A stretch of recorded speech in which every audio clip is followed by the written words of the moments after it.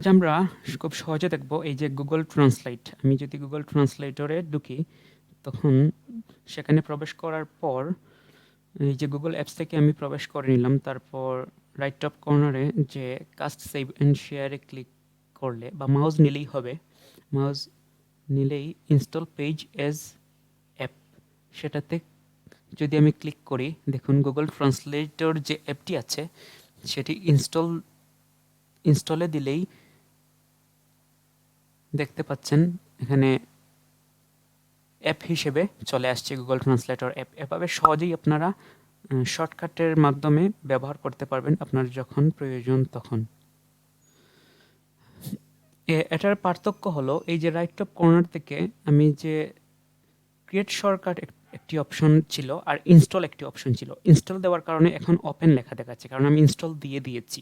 তো আপনারা সবকিছু ক্লোজ করে দেখতে পারবেন। এই যে ইনস্টল দেওয়ার পর কি সুন্দর লাগছে অ্যাপটি দেখতে।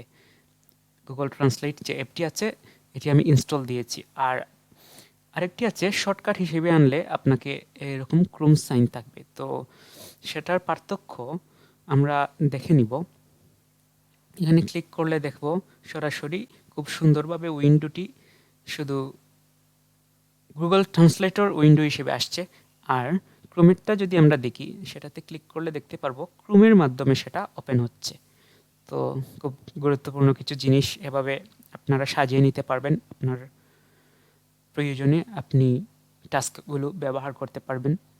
ধন্যবাদ সবাইকে।